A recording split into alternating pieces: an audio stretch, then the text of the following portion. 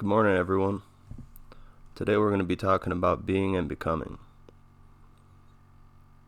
What does it mean to be? What is a being? To be is a state of affairs and a development toward the future. To be is being and becoming, actual and eventual, the place between probability and certainty. Being is an event of phenomenal dynamic reality. What does that mean?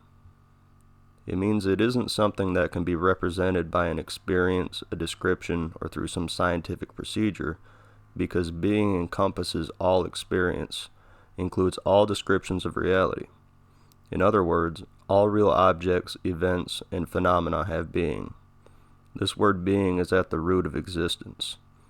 Being is what ontological philosophy is concerned with, in contrast to existentialism, which is focused on what it's like to be a being. Consequently, both have overlapping focuses, most evidently in phenomenology. Phenomenology takes a step back from ideas and heads towards perception. Phenomenology uses perspectival language to describe the way we perceive and experience the world.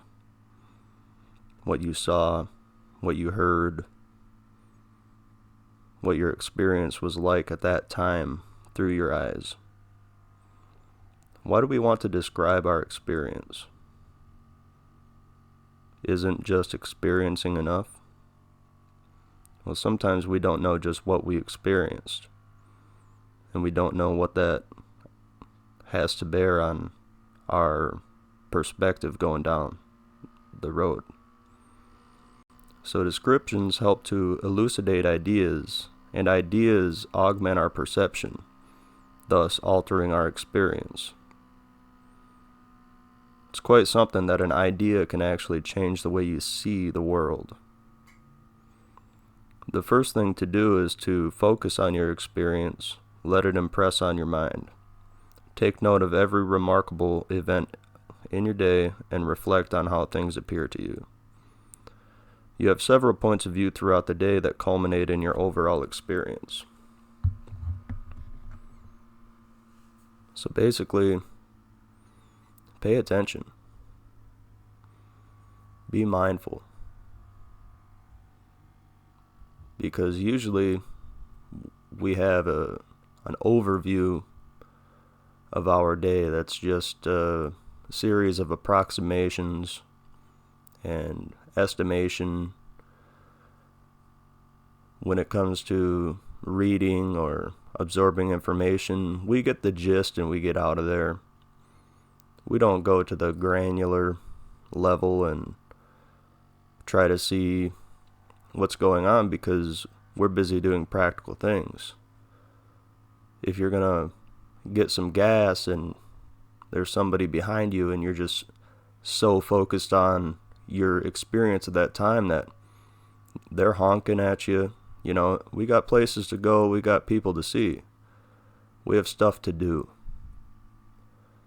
But being is more than doing.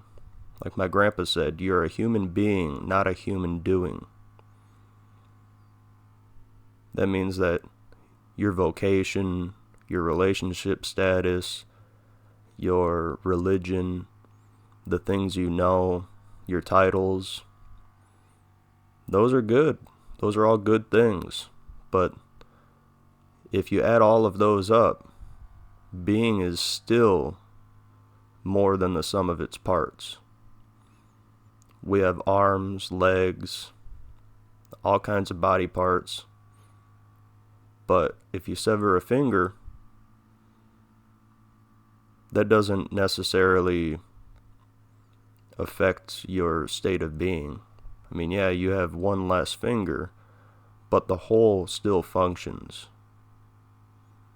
So there's something about the part to the whole relationship that shows how interesting being actually is. It's more than just an idea because it's actually something that is.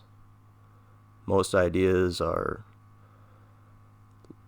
lofty and they need all kinds of explanation to understand, but being is understood through existence.